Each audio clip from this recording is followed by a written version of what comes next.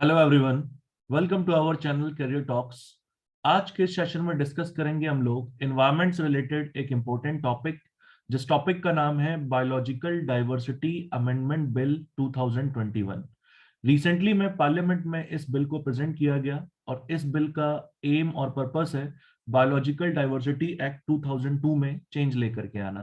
तो इस सेशन में हम लोग समझेंगे कि किस तरीके से पुराने एक्ट में चेंजेस लाए जा रहे हैं, उन चेंजेस का इम्पैक्ट क्या होगा, उन चीजेस के पॉजिटिव एस्पेक्ट्स क्या है, सरकार का इंटेंशन क्या है इसके पीछे, और साथ ही साथ यहाँ पर जो एक्सपर्ट्स हैं वो इस बिल को किस बेसिस पर क्रिटिसाइज कर रहे हैं।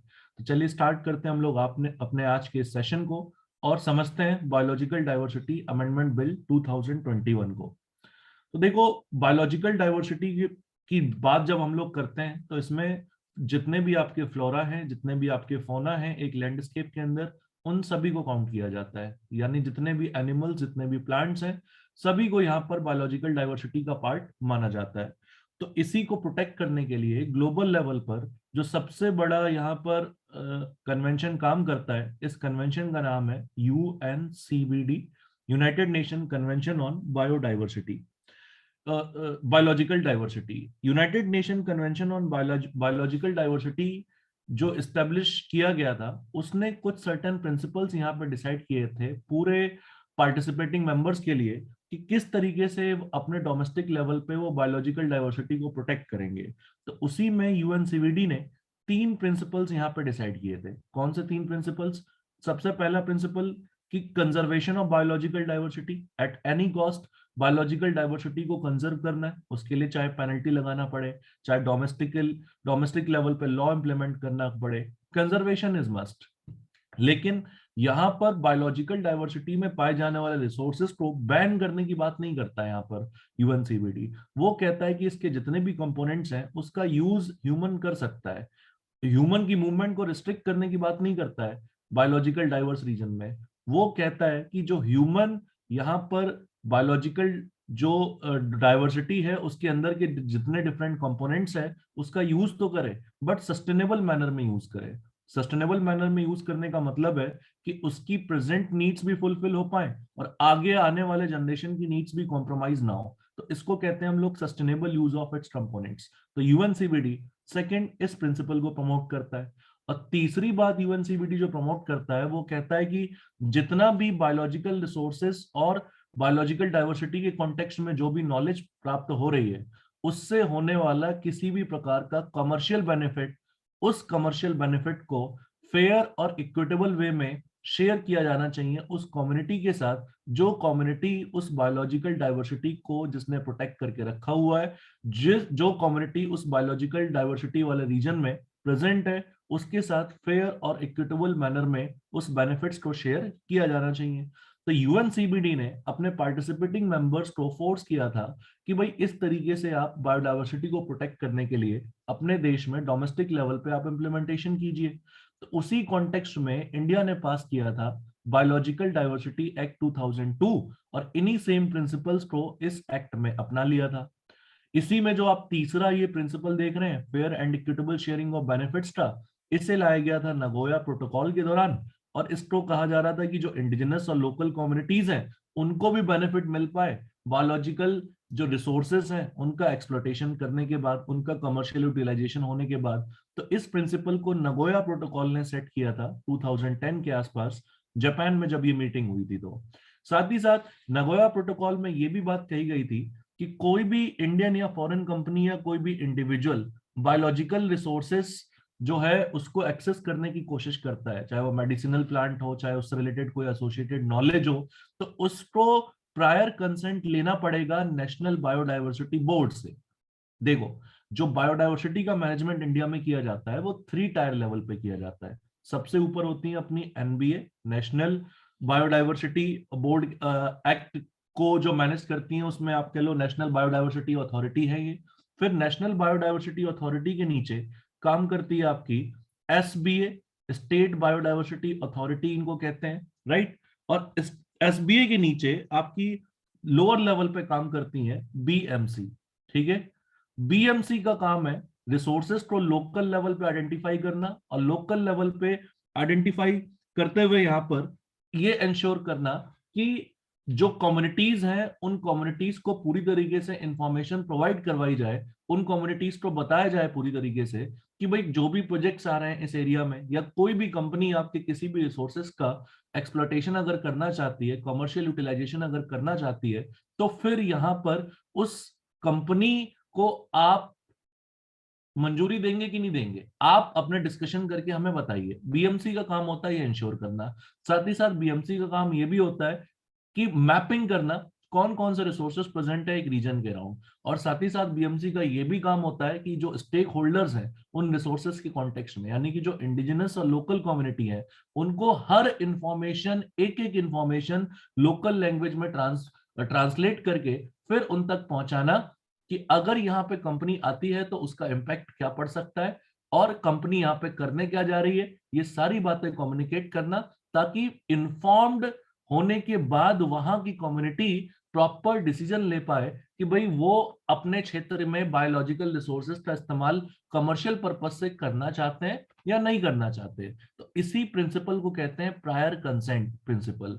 तो नगोया प्रोटोकॉल इसी प्रिंसिपल को सेट करने की बात करता है, लेकिन इस प्रिंसिपल को, बीएमसी की जो ये रिस्पॉन्सिबिलिटी है, इस प्रिंसिपल को ना तो आपका 2002 लेवल पे लाया गया था और ना ही जो नया अमेंडमेंट है उसमें लाया गया है, बट नगोया प्रोटोकॉल कहता है कि ऐसा होना चाहिए।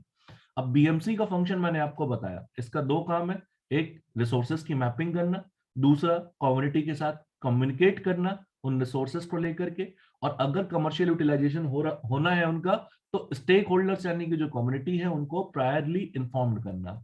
एसबीए का काम क्या है? स्टेट बायोडाइवर्सिटी अथॉरिटी का। इनका काम है अगर स्टेट के अंदर किसी भी रीजन में आपका कमर्शियल यूटिलाइजेशन होना है किसी भी बायोलॉजिकल रिसोर्स का, तो उसके लिए प्रायर परमिशन लेनी पड़ती है स्टेट बायोडाइवर्सिटी अथॉरिटी से। तो अभी तक 2002 एक्ट के हिसाब से स्टेट बायोडाइवर्सिटी अथॉरिटी ही परमिशन देता था किसी भी प्रकार के बायोलॉजिकल रिसोर्सेज को यहाँ पर यूटिलाइज करने के लिए, और एनबीए इन सभी को रेगुलेट करता है। तो ये सारी जो बॉडीज है वो इंटरकनेक्टेड है और वो इंश्योर करती हैं कि जो एक्सेस और बेनिफिट है वो सही ढंग से कम्युनिटी को मिलने के बाद ही बायोलॉजिकल रिसोर्सेज का कमर्शियल यूटिलाइजेशन कर पाए वो, और साथ ही साथ बायोलॉजिकल रिसोर्सेज का अनलिमिटेड एक्सप्लॉयटेशन ना हो, सस्टेनेबल मैनर में एक्सप्लॉयटेशन हो। इसको इंश्योर करती है आपकी एनबीए और एसबीए और बीएमसी, तीनों टायर पर ये मिल करके काम करती है इंडिया में बायोडाइवर्सिटी को प्रोटेक्ट करने के लिए। तो अब हमने ये समझा कि पुराना एक्ट क्या था, पुराना मैकेनिज्म क्या था, किस तरीके से काम करती थी चीजें, नगोया प्रोटोकॉल क्या कहता था यहाँ पर। तो अब इसके बाद समझते हैं हम लोग बाकी की चीजें। देखो, नगोया प्रोटोकॉल एक और बात कहता था कि यहाँ पर कंपनी अगर कमर्शियल यूटिलाइजेशन कर रही है तो जो बोर्ड है, यही बोर्ड है आपका, ये इम्पोज कर सकता है एक बेनिफिट शेयरिंग फी और रॉयल्टी, ताकि जो कंपनी जो है वो फायदा कमाएगी रिसोर्सेज का यूटिलाइजेशन करके, तो उसका कुछ मॉनेटरी बेनिफिट लोकल लोगों को भी मिल पाए। राइट? तो इस तरीके की बातें करता था नगोया प्रोटोकॉल। अब हम समझते हैं कि जो नया बिल है उस नए बिल में क्या ऐसे प्रोविजंस लाए गए हैं जो यहाँ पर कमर्शियल यूटिलाइजेशन को बढ़ावा देंगे, और साथ ही साथ यहाँ पर लोकल पीपल्स और लोकल कम्युनिटी और स्टेक होल्डर के कंटेक्स्ट में क्या बातें हैं उनको अब हम यहाँ पे समझने का काम करेंगे। तो देखो, सबसे पहली बात, यहाँ पर जो बायोलॉजिकल डाइवर्सिटी अमेंडमेंट बिल 2021 है, इसे पार्लियामेंट में रखा गया है और इसने सर्टेन प्रोविजंस को डीक्रिमिनलाइज कर दिया है। यानी कि जो पहले बायोलॉजिकल रिसोर्सेज को एक्सेस करते वक्त कुछ सर्टेन एक्शंस थे, उन सर्टेन एक्शंस पे हाई पेनल्टी लगाए जाते थे, उन पेनल्टी को यहाँ पे हटाए जाने की बात करी जा रही है और सर्टेन प्रोविजंस को डीक्रिमिनलाइज कर दिया है, ताकि यहाँ पर आसानी से रिसर्च रिलेटेड एक्टिविटीज पूरा किया जा सके, फॉरेन इन्वेस्टमेंट्स को यहाँ पर अट्रैक्ट किया जा सके बायोलॉजिकल रिसोर्सेज की यूटिलाइजेशन के प्रोसेस में। साथ ही साथ जो कंपनी रिसर्च बेसिस पे काम कर रही है उनको पेटेंट राइट्स मिल पाए कुछ हद तक, ताकि वो बेटर तरीके से कमर्शियल यूटिलाइजेशन कर पाए। और ये सब जो काम किया जाएगा इसमें किसी भी तरीके से नेशनल इंटरेस्ट कॉम्प्रोमाइज ना हो, इसका ख्याल रखा गया है इस बिल में, ऐसा गवर्नमेंट के द्वारा कहा जा रहा है। लेकिन अपोजिशन पार्टीज ने यहाँ पर काफी सारे मुद्दों पर नाराजगी जताई है और इस मैटर को भेज दिया है सिलेक्ट कमेटी के पास। राइट? तो सिलेक्ट कमेटी में वही मेंबर्स हो सकते हैं जो पार्लियामेंट के मेंबर्स हैं, और जो रूलिंग पार्टी के मेंबर्स होते हैं रूलिंग पार्टी का जो एमपी होगा वो इसका चेयरमैन होता है। तो उन्हीं के सामने यहाँ पर सिलेक्ट कमेटी को ये मैटर भेज दिया है, बट अपोजिशन ने यहाँ पर डिमांड किया है कि इस बिल को रेफर किया जाए पार्लियामेंट्री स्टैंडिंग कमेटी को। अब इस बिल में क्या क्या बातें यहाँ पे कही जा रही है, देखो इंटेंशन क्या है यहाँ पर गवर्नमेंट के इस बिल को पास करने का।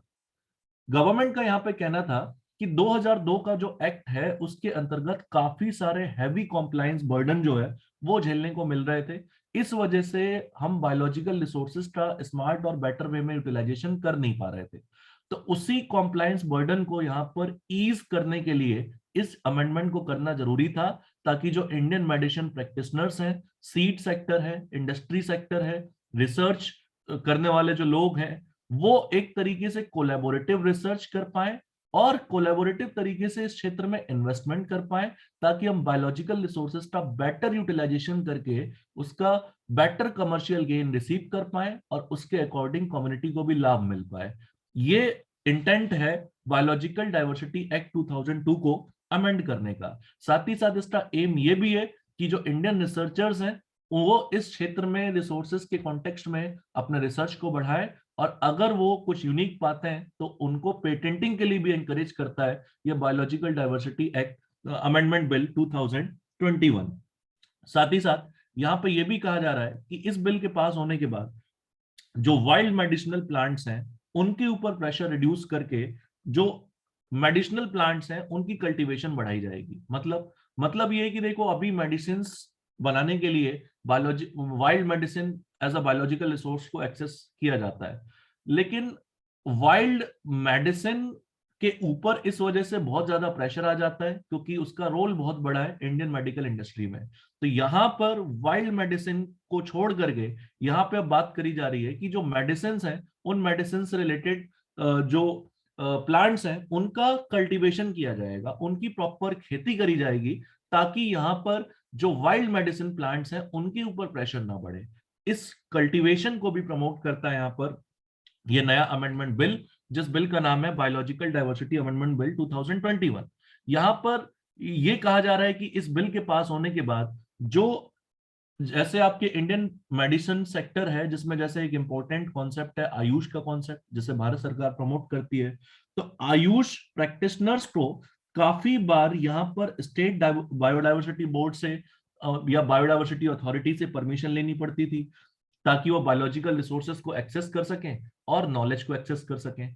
अब आयुष को परमिशन नहीं लेनी है और वो बिना परमिशन लिए भी यहाँ पर बायोलॉजिकल रिसोर्सेज को एक्सेस कर सकती है, ताकि यहाँ पर वो फास्ट तरीके से इंडियन मेडिसिन सेक्टर को आयुष जो है वो बढ़ावा दे सके। तो ये भी बिल इस तरह के प्रोविजंस भी यहाँ पर करने का काम कर रहा है।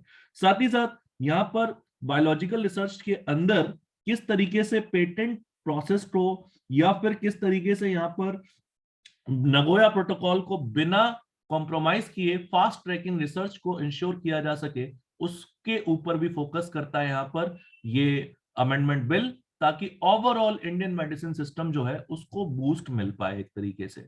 लेकिन ये अपन ने इसको डिस्कस कर लिया है। सो इसके बाद लेकिन इसको लेकर के कुछ सर्टेन्स यहाँ पर कंसर्न्स भी हैं। अब वो कंसर्न्स क्या है, कंसर्न्स की बात करूं मैं यहाँ पे, तो सबसे पहला कंसर्न तो यही आप देख सकते हैं कि जैसे बिल आयुष मेडिकल प्रैक्टिशनर्स को एग्जेम्प्ट करता है किसी भी तरीके के परमिशन लेने से स्टेट बायोडाइवर्सिटी बोर्ड के थ्रू। तो यहाँ पर स्टेट बायोडाइवर्सिटी अथॉरिटी की या बोर्ड की पावर कम करी जा रही है, और पावर कम, केवल पावर ही कम नहीं करी जा रही, ये कहीं ना कहीं अपोजिशन इसका ये कह के हो रहा है कि it stands contrary to the intent of conservation. सरकार का इंटेंट कंजर्वेशन पे कम है और जो कमर्शियल एक्सप्लॉयटेशन है उस पे यहाँ पर ज्यादा है। तो यहाँ पर इस तरीके से आयुष जो मेडिसिनल प्रैक्टिशनर्स हैं वो बायोलॉजिकल रिसोर्सेज का अनफेयर वे में यहाँ पे यूटिलाइजेशन कर सकते हैं, ऐसा डाउट दिखाया जा रहा है जब आयुष प्रैक्टिशनर्स को स्टेट बायोडाइवर्सिटी बोर्ड से परमिशन लेने से एग्जेम्प्ट कर दिया है। साथ ही साथ फॉरेन इन्वेस्टमेंट बढ़ेगी यहाँ पर, तो फॉरेन इन्वेस्टमेंट बढ़ने के बाद भी जो लार्ज इंडियन कंपनीज या अदर इंडियन कंपनीज इसमें इवॉल्व होंगी, उसमें यहाँ पर ऐसा माना जा रहा है कि इस बिल में जो रिलैक्सेशन प्रोवाइड किए गए हैं उसमें वो इवेड करें जो उनको बेनिफिट शेयर करना है लोकल कम्युनिटीज के साथ उस चीज को। तो यहाँ पर लोकल कम्युनिटीज का नुकसान हो सकता है, इस कॉन्टेक्स्ट में भी इस बिल का क्रिटिसिज्म किया जा रहा है, राइट। तो ये कुछ सर्टेन इस बिल के प्रोविजंस थे। अब इसी में यहाँ पर जो एक्सपर्ट्स कह रहे हैं कि कंजर्वेशन के ऊपर ट्रेड को बढ़ावा दिया जा रहा है, बायो पायरेसी का थ्रेट बढ़ रहा है, आयुष प्रैक्टिशनर्स जो हैं वो यहाँ पर जेनेटिक और बायोकेमिकल मटेरियल को एक्सप्लॉइट कर सकते हैं बिना किसी से परमिशन लिए। फिर जो बायोडाइवर्सिटी मैनेजमेंट कमेटी का जो रोल है, उस रोल को यहाँ पे अंडरमाइन किया जा रहा है, क्योंकि इसमें जो मैंने आपको बताया था कि नगोया प्रोटोकॉल कहता है कि प्रायर इन्फॉर्म्ड कंसेंट प्रोसीजर होनी चाहिए, कम्युनिटीज को बताना चाहिए कि कौन यहाँ पर आ रहे हैं एक्सप्लॉइट करने, कितना आ रहे हैं एक्सप्लॉइट करने, क्या उनका प्रोजेक्ट है, और आप लोग यहाँ पर क्या आपका ओपिनियन है इस तरह के प्रोजेक्ट्स को लेकर के, आप क्या चाहते हैं। इस तरीके का काम कराना था बायोडाइवर्सिटी मैनेजमेंट कमिटीज को लोकल कम्युनिटीज के बीच में। लेकिन यहाँ पर उनको इस एक्ट को अभी तक करने के लिए कुछ पावर नहीं दिए गए हैं। ये आपके 2002 में भी एब्सेंट था, अभी भी एब्सेंट है। तो ये भी आपका बायोडाइवर्सिटी मैनेजमेंट एक्ट कमेटी की जो पावर नहीं मिल पाई है नगोया प्रोटोकॉल के अकॉर्डिंग, ये भी एक तरह का कंसर्न उठाया जा रहा है एक्सपर्ट्स के द्वारा। साथ ही साथ इसी सब वजह से कहा जा रहा है कि लोकल कम्युनिटीज को यहाँ पर साइडलाइन किया जा रहा है, और कहा जा रहा है कि जैसे बहुत सारे ऐसे प्रोविजंस हैं जो एक्सप्लॉयटेशन को प्रमोट कर रहे हैं। जैसे ये कहा जा रहा है कि मेडिसिनल प्लांट का कल्टीवेशन करेंगे, लेकिन अगर मान लो किसी मेडिसिनल प्लांट का इस्तेमाल किया जा रहा है, तो कौन बता पाएगा कि वो मेडिसिनल प्लांट जो कल्टीवेट होके आया है वो प्लांट है, या फिर वो वाइल्ड से ही उसको ऑब्स्ट्रैक्ट किया गया है। तो यहाँ पर बताना डिफिकल्ट है कि जो प्लांट कल्टीवेटेड है उसका इस्तेमाल किया जा रहा है या वाइल्ड प्लांट का इस्तेमाल किया जा रहा है। तो ऐसे में ये जो गवर्नमेंट कह रही है कि वाइल्ड से हम प्रेशर घटाएंगे, ऐसे में हो सकता है कि इस प्रोविजन के आने के बाद उन्हीं सेम वाइल्ड मेडिसिनल प्लांट के ऊपर यहाँ पे प्रोसीजर बढ़ जाए, और जो लार्ज कंपनीज हैं वो यहाँ पर ज्यादा रिसोर्सेस का एक्सप्लॉयटेशन करने में लग जाए, जिससे लोकल कम्युनिटीज यहाँ पे पूरी तरीके से साइडलाइन हो जाए। तो दोस्तों ये था अपना बायोलॉजिकल डाइवर्सिटी अमेंडमेंट बिल 2021। इसके सभी प्रोस कॉन्स, इसके पीछे के इंटेंशन, इसका इंटेंट क्या है, इसके प्रोविजंस क्या है, वो सभी मैंने आपके साथ यहाँ पर डिस्कस किया। सो अगर आपको ये सेशन अच्छा लगे तो आप इसको लाइक कर सकते हैं, शेयर कर सकते हैं, सब्सक्राइब कर सकते हैं, और अगर ये कुछ भी वैल्यू एडिशन कर रहा है आपके प्रिपरेशन में इस तरह का डिस्कशन, तो आप अपने फ्रेंड्स के साथ इसे जरूर शेयर कीजिए। So that's all from my side everyone, thank you and have a good day to all of you.